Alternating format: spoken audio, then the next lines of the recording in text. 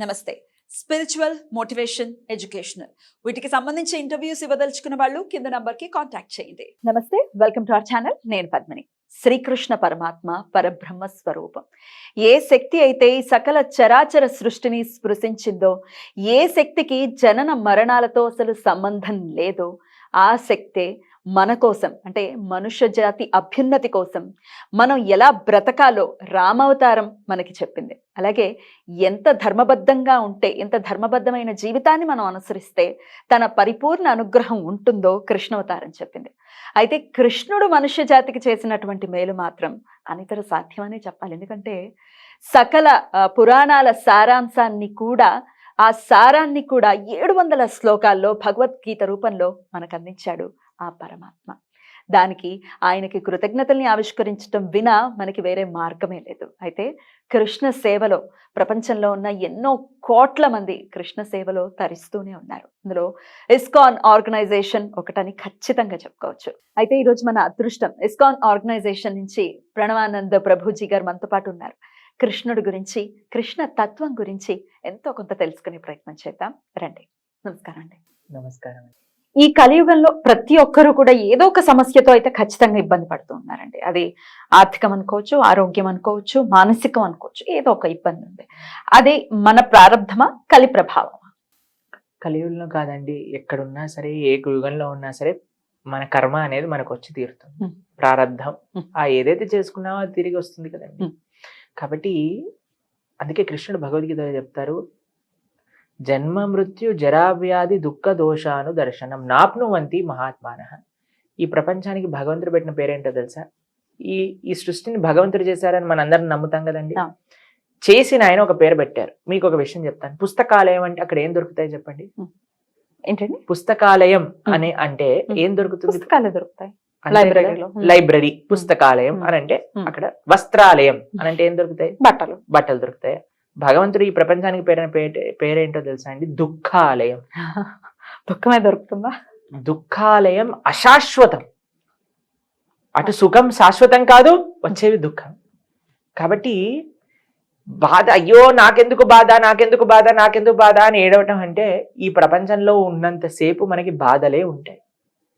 కాబట్టి అందుకే చెప్తారు, ఆ బ్రహ్మ భువనాలోక పునరావృత్తినో అర్జున మాముపేత్యతు కౌంతేయ పునర్జన్మన విద్యతే అని భగవంతుడు చెప్తారు. ఇక్కడ నుంచి బ్రహ్మలోకం వరకు ఎక్కడికి వెళ్ళినా సరే మళ్ళీ ఈ లోకానికి తిరిగి రావాల్సిందే. అక్కడ దుఃఖాలు ఉండే ఉంటాయి. జన్మ, పుట్టడం కూడా ఒక దుఃఖమే అండి. మనందరం పిల్లవాడు పుట్టాడు, కూతురు పుట్టింది అని ఆనందం పడతాం అనమాట. కానీ ఆ పిల్లవాడి యొక్క అవస్థ 9 నెలలు గర్భంలో ఉండాలి అంటే అందుకే గర్భస్థ నరకము అని పేరు పెట్టారనమాట. తల్లికి బాధ, పిల్లవాడికి బాధ. పిల్లవాడు పుట్టాక వాడికి చెప్పటం రాదు, చీమ కుట్టిందా, దోమ కుట్టిందా, ఏడుస్తూ ఉంటాడు. ఎందుకు ఏడుస్తున్నాడో అర్థం కాదు, జ్వరం వచ్చిందా, ఏం చెప్పినా చెప్పలేడు, అలా పెరుగుతాడు. పెరిగాక ఇంత బాధ అంటే వృద్ధాప్యం వచ్చేస్తుంది. రోగములు, ఎన్ని విచిత్రమైన రోగాలు. మీకు ఒక విషయం చెప్పానండి, బాడీలో ఉండే ప్రతి పార్టీకి ఒక స్పెషలైజేషన్ ఉందట. అంటే ఒక్కొక్క పార్ట్ ఎంత మనకి దుఃఖాన్ని ఇవ్వచ్చో అర్థం చేసుకోవాలి. కళ్ళకో డాక్టర్, ముక్కో డాక్టర్, నోరుకో డాక్టర్, స్కిన్ కో డాక్టర్, బోన్స్ కో డాక్టర్. అంటే ప్రతి ఒక్క అవయం మనకి దుఃఖాన్ని ఇవ్వగలుగుతుంది. అంత కెపాసిటీ ఉంది. మనకి తెలుస్తుంది మోకాలు నొప్పులు, నడుము నొప్పులు, తలనొప్పి, అసలు ఎన్ని ఉన్నాయండి. అసలు చిత్రమైన లోగాలు, క్యాన్సర్. అసలు ఎంత మంది క్యాన్సర్ అని చెప్తున్నారు చూస్తారు. కాబట్టి జన్మ, జర, తర్వాత ముసలితనం. ముసలి వాళ్ళని చూడండి ఎంత బాధపడుతుంటారో. నడుము నొప్పి, మోకాల నొప్పి, దీంతో పాటు పిల్లలు సరిగ్గా చూసుకోక వాళ్ళ యొక్క టెన్షన్లు, చింత, వీటిలలో. దాని తర్వాత ఈ ప్రపంచంలో ఎక్కడ చూసినా అండి, తర్వాత అన్నిటికంటే పెద్ద దుఃఖం ఏంటి అంటే మరణం. మన శాస్త్రం చెప్తుంది, కొన్ని వేల తేళ్లు కుట్టినప్పుడు ఎంత నొప్పి ఉంటుందో అంత నొప్పిగా ఉంటుందట మరణించేటప్పుడు. జీవుడు అనాయాసైన మరణం కావాలి అనే కోరుకుంటాం, కానీ అంత సులభంగా రాదు కదండి. మనం చేసిన కర్మ మనం తీయాలి కదా. కాబట్టి ఇవన్నీ కూడా, ఈ ప్రపంచమే ఒక దుఃఖాలకి ఒక ప్లేస్ అండి. కాబట్టి ఇక్కడ ఉండాలి అని కోరుకోవద్దు. మరి ప్రజీ ప్రాణం తీసేసుకుంటే అది ఇంకా పెద్ద పాపం. ఉన్నప్పుడు దుఃఖాలను అనుభవించి ఈ మళ్ళీ ఇక్కడికి రాకుండా చూసేటట్టుగా భగవంతుడి యొక్క సేవ చేసుకోవాలి. శమాశ్రితాయే పదపల్లవప్లవం మహత్పదం పుణ్య యశోమురారే భవాంబుదిర్వత్స పదం పరం పదం పదం పదం యద్విపదాం నదేశం. ఈ ప్రపంచంలో అండి ప్రతి ఒక్క అడుగులో విపత్కర పరిస్థితులు దాగున్నాయట. ఇది ప్రపంచం యొక్క నైజం. కానీ ఎక్కడ సేఫ్టీ ఉందో తెలుసా అండి? సమాశ్రితాయై పద పల్లవప్లవం. భగవంతుడి యొక్క శ్రీచరణాల దగ్గర ఎటువంటి ప్రాబ్లం దుఃఖం. అనేది లేదు. ఆ. కాబట్టి ఆ శ్రీచరణాలు మనకు కావాలి. ఆ గోలోక బృందావనంలో రాధాకృష్ణ సీతారాములు లక్ష్మీనారాయణ అక్కడికి వెళ్ళి మనం వాళ్ళ సేవ చేసుకోవాలి అని మనం అనుకోవాలన్నమాట. ఖచ్చితంగా. అందుకోసం దీనికి ఈ దుఃఖానికి కాదు, ప్రతి దుఃఖానికి మీరు కంప్లీట్ ఫుల్ స్టాప్ పెట్టాలి అని అంటే భగవద్భక్తి ఏ మార్గం. ఎలా ఆకర్షితులయ్యారండి శ్రీకృష్ణ పరమాత్మకి? వాట్ ఈజ్ యూ ముందు అంటే ఎన్నాళ్ల క్రితం మీరు ఇస్కాన్ లోకి వెళ్ళటం జరిగింది? అసలు ఏంటి, వాట్ ఈస్ యువర్ జర్నీ? మాకు చిన్నప్పటి నుంచి భగవద్భక్తి మార్గం అంటే చాలా ఆ భగవంతుడి యొక్క కృప, ఆచార్యుల యొక్క అనుగ్రహం అనుకోండి. అలానే మాకు భగవంతుడి పైన, భగవంతుడి యొక్క సేవ, భగవంతుడి గురించి వినటం, ఇవన్నీ చాలా అట్రాక్టివ్ గా ఉండేది, చేస్తూ చిన్నప్పటి ఉండేవాళ్ళం. నుంచి ఏం చదువుకున్నారు? మేము engineering complete computer science engineering చేశాను అనమాట. కానీ ఎప్పుడైతే నేను ఇంజనీరింగ్ చదువుతున్న టైంలో అప్పుడు నేను ఫస్ట్ టైం ఇస్కాన్ డివోటీస్ తో పరిచయం అయింది. భగవద్గీత చదవటం, మా గురువు గారు ఆయనను చూడటం, ఆయన పుస్తకం చదవటం, చాలా అద్భుతమైన పుస్తకం అండి. ఆయన యొక్క ఆత్మకథ తప్పకుండా ప్రతి ఒక్కళ్ళు ఎవరికైతే వీలుంటుందో చదవాలి. కానీ అమ్మ ఒడిలోకి పయనము అని పుస్తకం తెలుగులో, ఇంగ్లీష్ లో అయితే journey home, autobiography of an American Swami అని ఆ పుస్తకం అన్నమాట. చాలా బ్రహ్మాండంగా ఆయన జీవితం గురించి తెలుసుకున్నప్పుడు నేను చాలా ఆకర్షితులయ్యాను అనమాట. చాలా మంది ఏమనుకుంటారో తెలుసా, మిమ్మల్ని ఇస్కాన్ వాళ్ళు మార్చేసి ఇలా ఆశ్రమంలో జాయిన్ చేయించేసారంటే, మేము చిన్నప్పటి నుంచే మా తల్లిదండ్రులకు చెప్పాము, మేము పెద్దగా అయ్యాక ఆశ్రమంలోకి వెళ్తాము, సన్యాసం తీసుకుంటామని చిన్నప్పటి నుంచే మేము చెప్పేవాళ్ళం అనమాట. కాబట్టి ఇస్కాన్ మమ్మల్ని ఏం మార్చలేదు. నిజంగా చెప్పాలంటే మమ్మల్ని ఇప్పటివరకు ఎవ్వరు అడగలేదు ఆశ్రమంలో జాయిన్ అవ్వు అని. ఇంకా చెప్పాలి అని అంటే చాలా మంది సజెస్ట్ చేస్తారు, అయ్యా మీరు ఎందుకు ఆశ్రమం చాలా కఠినం అంటారు. నేనన్నా ఎన్ని కఠినాలైనా సరే మేము ఆశ్రమంలోనే ఉంటాము అని.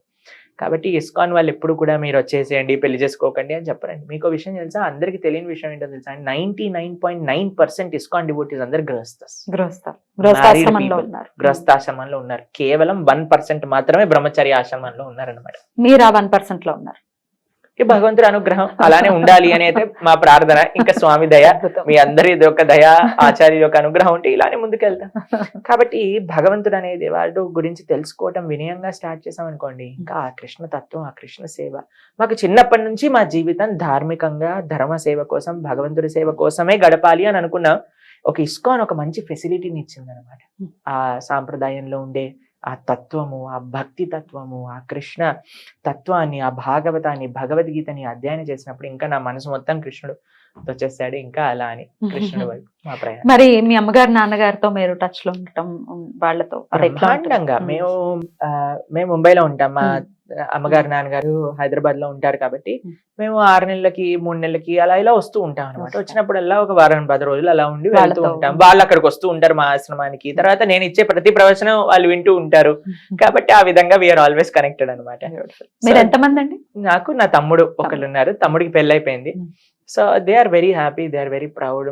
సేవ చేస్తున్నారు, భగవంతుడి యొక్క సేవ చేస్తున్నారు. ఇటువంటి అనుగ్రహం అందరికీ దక్కదు కదా అని వాళ్ళు కూడా చాలా సంతోషంగా ఉన్నారు. వాళ్ళ అనుగ్రహం వల్లనే ఈ రోజు మేము ఆ సేవ చేసుకోవాలి. ఖచ్చితంగానండి. అయితే ఎవరైనా ఇలా సన్యాసాశ్రమంలోకి వెళ్ళటమో, లేకపోతే ఏదైనా పీఠాధిపతులుగా ఉన్న వాళ్ళని ఖచ్చితంగా వాళ్ళ దైవాంశ సంభూతులుగానే కన్సిడర్ చేస్తారు, దండం పెడతారు. కానీ తమ పిల్లల్ని మాత్రం పంపించడానికి తల్లిదండ్రులు ఒప్పుకోరు. అందుకే అంటారు కదా, మహానుభావులు పక్కింట్లో పుట్టాలి కానీ మా ఇంట్లో అవసరం లేదు అని. కానీ నిజంగా చెప్పాలంటే అందుకే నేను చాలా మంది, ప్రభుజీ మీరు అలా అని నన్ను అన్నప్పుడు నేను చెప్తాను, నిజంగా ఏదన్నా ఉంటే అది మా తల్లిదండ్రుల యొక్క అనుగ్రహం, మా గురువుల యొక్క అనుగ్రహం. ఎందుకంటే వాళ్ళ యొక్క బ్లెస్సింగ్స్ వల్లే అండి మనం ఏదైనా చేయొచ్చు. కాబట్టి మాకు ఈ రోజు నేను ఇంత హాయిగా సేవ చేయగలుగుతున్నాను అంటే మా తల్లిదండ్రులు, మా ఆచార్యులు, మా గురువుల యొక్క అనుగ్రహం తప్ప ఇంకా మాకు ఎటువంటి స్వశక్తి అనేది లేదు. నిజంగా చెప్పాలి అంటే భక్తుల యొక్క అనుగ్రహమే. కాబట్టి నిజంగా చెప్పాలి అంటే మా తల్లిదండ్రులకి నేను కృతజ్ఞత జీవితాంతం చెప్పుకోవాలి. ఎప్పుడు నా మనసులో ఉండేది అదే భావన. ప్రతిరోజు మేము భగవంతుడికి ప్రార్థన చేసేది మా తల్లిదండ్రుల యొక్క కృతజ్ఞత పూర్వకంగా వాళ్ళ వైపు నుంచి దండం పెట్టుకుంటా. ఎందుకంటే వాళ్ళ సాక్రిఫైజే కదండి నేను ఇక్కడికి వచ్చింది. కాబట్టి నేను చేసిన సాక్రిఫైస్ కంటే వాళ్ళు చేసిన సాక్రిఫైస్ పెద్దది. కాబట్టి నేను చేసిన త్యాగం కంటే వాళ్ళ త్యాగమే గొప్పది. వాళ్ళలా మమ్మల్ని అనుగ్రహించారు. మాకు ఇప్పటికీ ఎంత ప్రోత్సాహం అంటే అండి మీరు అసలు నమ్మరు. ఏం చెయ్యాలన్నా చిన్నప్పటి నుంచి అంతే. భక్తి మార్గంలో, ఆధ్యాత్మిక మార్గంలో ఎంతమంది ఎన్ని విషయాలు చెప్పినా సరే వాళ్ళు మాత్రం వీళ్ళు మంచి మార్గంలో మా యొక్క ఆచరణ చూసినప్పుడు వాళ్ళు ఎన్నడూ కూడా మా ఆధ్యాత్మిక ప్రయాణం వైపు వాళ్ళు ఏమీ ఇబ్బంది పెట్టలేదు. Hmm. అందుకోసం చిన్నప్పటి నుంచి అంత అధ్యయనం చేయగలిగాము, అన్ని విషయాలు తెలుసుకోగలిగాము. ఇప్పుడు చెప్తున్నాము అని అంటే అందరూ చాలా మంది మమ్మల్ని అంటారు, ప్రభుజీ మీరు ఇలా మీరు అలా, కానీ అదంతా కూడా అనుగ్రహం, ప్రార్థనల వల్లే జరిగింది.